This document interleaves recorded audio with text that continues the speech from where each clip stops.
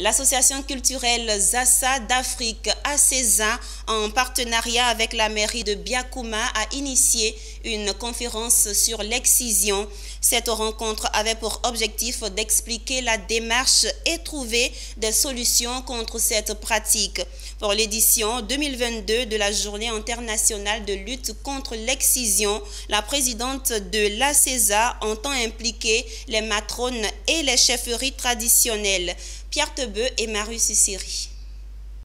Fille et petite fille de matrone, Martha Diomandé s'est faite exciser à l'âge de 8 ans. Elle était d'ailleurs elle-même prédestinée à devenir matrone dans le village de Kabakouma, dans le nord-ouest de la Côte d'Ivoire, zone encore très fortement touchée par la pratique. Martha utilise chaque jour sa propre expérience et la connaissance profonde des pratiques et cultures de sa région pour identifier les différents éléments à prendre en compte pour permettre l'arrêt ou la diminution de l'excision dans cette partie du pays. Elle propose une approche différente pour éliminer cette pratique, approche mise en œuvre par l'association culturelle Zassa d'Afrique ACESA. L'excision fait partie d'elle et son combat contre ce phénomène demande l'implication de tous. Je préfère m'attaquer à la racine. Et ça fait plusieurs années que je travaille ici. Je travaille avec des matrones pour les envoyer vers une reconversion. Et on ne peut pas avancer sans qu'il y ait aussi l'apport de nos parents. C'est vrai, je les associe à chaque fois, mais c'était important pour moi que nos autorités traditionnelles, la chefferie qui se trouve à Abidjan, soient aussi au courant parce que vous savez, l'excision, c'est plus complexe que ça chez nous.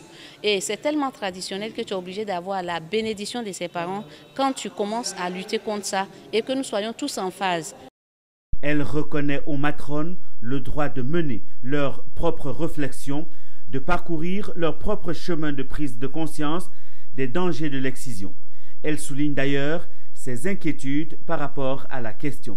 Beaucoup de nos parents pensent tout de suite à l'éducation de leurs parents, leurs enfants.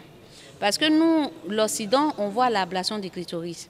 Mais eux, ils voient le passage à l'âge adulte et ils voient aussi l'éducation, toute l'éducation traditionnelle et un rituel traditionnel. Ça veut dire une transmission de savoir. Et c'est le fossé qui est entre nous et nos parents.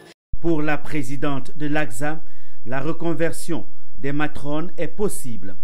15 ans après, les résultats de la lutte sont probants.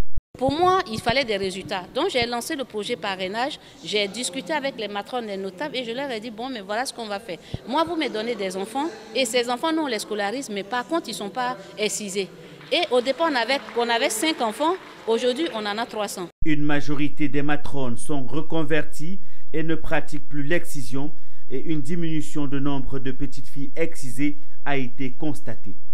Une tournée est organisée à Biakouma, Mans, Kabakouma, Blapleu, à l'ouest de la Côte d'Ivoire et Abidjan et sera clôturée par la célébration de l'identité culturelle sans excision le 13 février 2022.